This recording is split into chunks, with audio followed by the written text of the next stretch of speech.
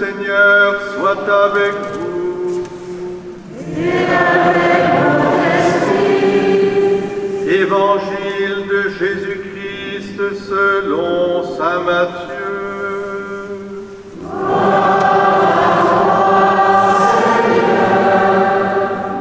En ce temps-là, Jésus disait à ses disciples cette parabole. Le royaume des cieux sera comparable à 10 jeunes filles invitées à des noces, qui prirent leurs lampes pour sortir à la rencontre de l'époux. 5 d'entre elles étaient insouciantes et 5 étaient prévoyantes. Les insouciantes avaient pris leurs lampes sans emporter d'huile, tandis que les prévoyantes avaient pris avec leurs lampes des flacons d'huile. Comme l'époux tardait, elles s'assoupirent toutes et s'endormirent. Au milieu de la nuit, il y eut un cri « Voici l'époux, sortez à sa rencontre !» Alors toutes ces jeunes filles se réveillèrent et se mirent à préparer leurs lampes. Les insouciantes demandèrent aux prévoyantes « Donnez-nous de votre huile, car nos lampes s'éteignent. » Les prévoyantes leur répondirent « Jamais cela ne suffira pour nous et pour vous. Allez plutôt chez les marchands vous en acheter. » Pendant qu'elles allaient en acheter, l'époux arriva. Celles qui étaient prêtes entrèrent avec lui dans la salle des noces et la porte fut fermée. Plus tard, les autres jeunes filles arrivèrent à leur tour et dirent « Seigneur, Seigneur, ouvre-nous !» Il leur répondit « Amen, je vous le dis, je ne vous connais pas.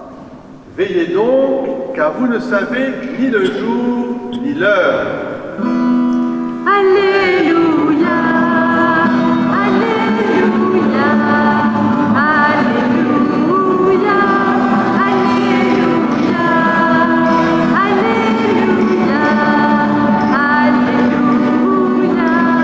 Alléluia, Alléluia,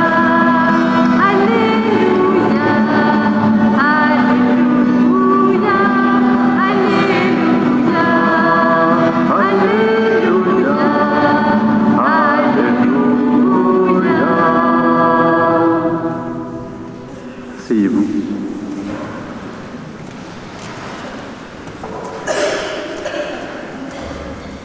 Chers frères et sœurs, d'abord bon dimanche à tous. C'est un dimanche évidemment de prière, d'intention, de prière fervente pour la paix. C'est aussi, je dirais, un dimanche où la lumière doit se manifester. Comme dit un proverbe, comme dit d'ailleurs l'écrivain aussi Antoine de Saint-Exupéry dans Le Petit Prince, il faut aussi nous habiller de lumière. C'est une parole évangélique et une parole qui retentit aujourd'hui, puisque le Seigneur lui-même nous a dit plusieurs fois « Vous êtes la lumière du monde ». Il faut que la lumière puisse briller pour que justement notre monde soit éclairé par la lumière qui est le Christ, évidemment, le Christ Sauveur. Alors, précisément, cette symbole de cierge pascal allumé, ces 7 lumignons qui sont là aussi, dans le prolongement, nous aurons l'occasion tout à l'heure, cet après-midi, de mieux comprendre la liturgie juive aussi et la liturgie catholique qui en est, je dirais, comme la fleur, comme le fruit, et qui est dans le prolongement. Mais aujourd'hui, puisque le Seigneur commence par nous inviter à des noces, il faut que nous soyons remplis de joie. Que la finale de l'évangile que nous écoutons, veillez, car vous ne savez ni le jour ni l'heure, ce n'est pas pour nous attrister, c'est au contraire pour que dans notre sommeil, puisque on parle de gens qui dorment, nous soyons remplis de cette joie, de l'invitation aux noces. Qui ne voudrait pas être invité à des noces? Ah bah, vous voulez être invité à des noces? Ben j'espère. C'est la fête, c'est la joie. Qui veut être invité à un mariage? C'est beau. Hein? Eh bien, c'est exactement ce à quoi nous invite le Seigneur tout au long de notre vie. Ce mariage, ces noces de l'époux, eh bien évidemment, c'est ces noces que Dieu le Père a voulu faire avec notre humanité, son épouse quelque part, en envoyant plutôt l'épouse de son Fils, en envoyant son Fils épouser notre nature. Cette lumière, elle porte un nom, évidemment, Jésus-Christ, Fils de Dieu Sauveur, mort et ressuscité. C'est cette bonne nouvelle du salut qui est rappelée par Paul dans sa lecture en disant « Ne soyez pas tristes comme des gens qui n'auraient pas d'espérance, mais au contraire, vous qui êtes endormis. » Réveillez-vous d'abord. Si vous êtes endormi, c'est que il faut vous réveiller. Hein? C'est-à-dire que vous êtes vivant. Si vous êtes endormi, c'est que vous n'êtes pas mort. Si vous êtes endormi, c'est que vous êtes appelé à vous réveiller, comme la Belle au bois dormant, si je puis dire, mais à vous réveiller dans le bonheur éternel. C'est cette invitation, vous comprenez? Donc ne soyez pas tristes comme des gens qui n'auraient pas d'espérance, qui ne croiraient pas à la résurrection, mais au contraire, veillez, même en dormant, veillez avec cette joie de l'invitation aux noces. Alors, une fois que j'ai un peu présenté le décor et du livre de la sagesse, car c'est ça la sagesse, avoir de la sagesse, c'est comprendre de quelle lumière nous sommes tous habités, je vais vous demander 3 questions et il va falloir répondre.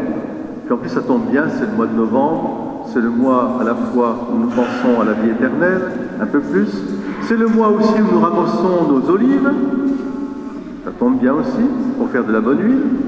Et donc, tout cela est bien consonant avec l'évangile qui nous est donné aujourd'hui. La première question, elle concerne l'évangile, bien sûr, d'aujourd'hui. La première question, c'est de vous poser, cette question, c'est qu'est-ce que c'est que cette huile? Qu'est-ce que c'est plutôt que cette lumière? Voilà. La première question, c'est les 5 et les 5, ces 10 jeunes filles qui attendent l'époux, elles ont une lumière. C'est quoi cette lumière? Quelle est la lumière que nous portons tous dans notre cœur profond? Alors déjà, la première question, bonne réponse, notre âme. Notre âme est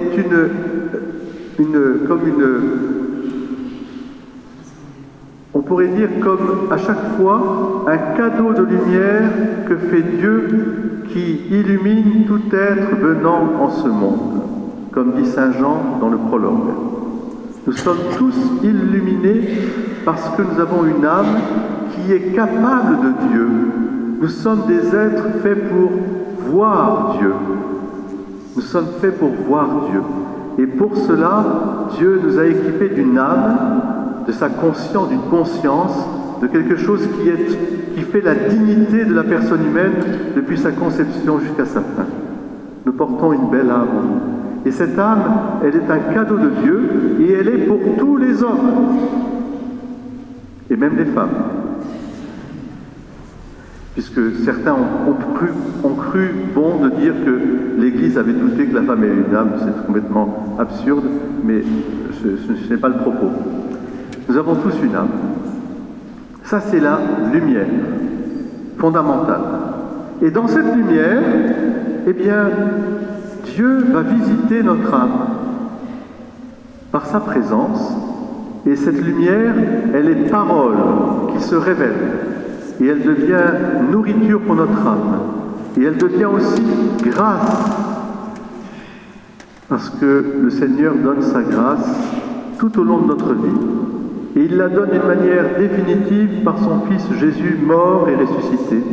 Et c'est la grâce habituelle, le baptême que nous avons reçu. La lumière, notre âme, et l'huile. C'est là. Qu'est-ce que c'est que l'huile, à votre avis? La bonne huile d'olive. Qu'est-ce que c'est que cette huile? c'est la grâce de Dieu dans notre âme. C'est le baptême qu'on a fait hier de la petite Victoria. Voilà l'huile qui est là présente. Mais cette huile, elle a besoin, pour que la lumière resplendisse, elle a besoin d'être entretenue. Alors vous avez remarqué, il y en a 5 qui sont 5 jeunes filles qui sont insouciantes. Alors elles ont bien la lumière, elles ont bien l'huile aussi, puisque la lumière brille. Mais elles s'endorment et elles n'ont pas fait de réserve. Alors qu'est-ce que c'est que cette réserve, ce petit flacon d'huile d'olive? J'espère que vous avez tous votre flacon d'huile d'olive chez vous, hein? C'est important. C'est quoi ce flacon, à votre avis? Il comprend quoi dedans? Comment je peux entretenir la flamme de vie, la flamme de grâce dans mon cœur? Allez, 3 choses. La foi, une foi vivante. Est-ce que vous avez la foi? Augmente en moi la foi, Seigneur. Est-ce que vous voulez que le Seigneur augmente la foi en vous? L'espérance et la charité. Les 3 vertus théologales. La foi. Soyez bienvenus. Prenez place. Ne vous inquiétez pas. Personne, vous pouvez vous asseoir. La foi. Ensuite, comment je peux entretenir cette réserve? Si j'ai la foi, je vis donc en communion avec qui? Avec Dieu, le Père, le Fils et le Saint-Esprit. Je vis en communion. Je développe ma vie intérieure. Je développe la vie intérieure. C'est-à-dire, j'ai soif d'éternité. J'ai soif d'être vraiment, non seulement habillé par la lumière de Dieu, mais d'entretenir avec lui une relation de confiance, une relation quotidienne. Alors ça se fait par la prière. Prière du matin, prière du soir, prière du midi. Je peux allumer un cierge chez moi, j'allume une petite lumière, vous voyez?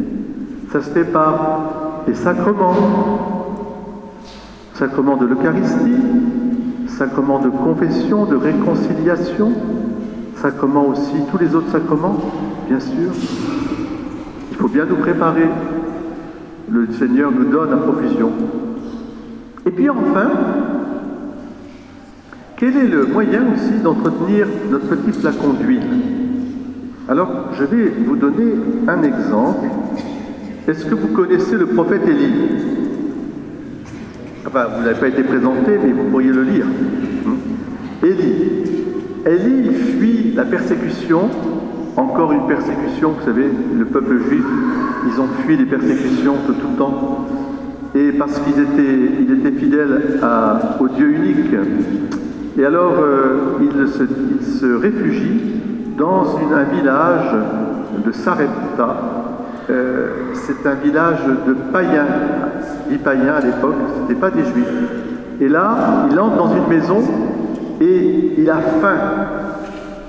Et il demande à la personne qui était là, une veuve avec son enfant, si elle peut lui préparer une galette avec un peu d'huile et du blé. Et la veuve dit, écoute, nous n'avons plus rien que ça pour manger, on va mourir après nous aussi, c'est la famine, mais je vais te préparer la galette, on la mangera et on mourra. Alors, elle prépare la galette et avec l'huile, et vous savez qu'Élie lui dit, bien, ton huile et ta farine ne disparaîtront jamais. Ton flacon sera toujours rempli d'huile, parce que tu as pratiqué une œuvre de miséricorde. Les œuvres de charité, voilà pour entretenir notre flacon d'huile. La confiance, la prière, l'intimité avec le Seigneur et les œuvres de miséricorde. Ben voilà de quoi entretenir en nous aussi cette vive flamme d'amour que le Seigneur nous accorde d'être aujourd'hui, comme tous les jours de notre vie, cette lumière qui brille, que nous puissions attendre non seulement en dormant, quand il faut dormir, mais aussi en veillant, attendre le retour du Seigneur pour ses noces, à laquelle il nous convie, mais être témoin dans notre monde, justement, de cette invitation aux noces. Ce sont les noces de l'agneau dans l'amour, dont l'amour qui donne la vie pour que d'autres aient la vie. C'est ce qui exprime très bien le chant que nous avons pris au tout début, Evenu Shalom Alerem. Evenu Shalom Alerem.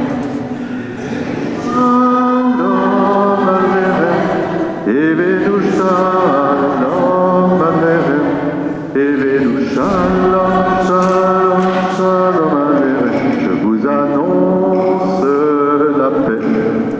Je vous annonce la paix. Je vous annonce la paix, la paix, la paix de Dieu. Evenu Shalom Alerem. Evenu Shalom.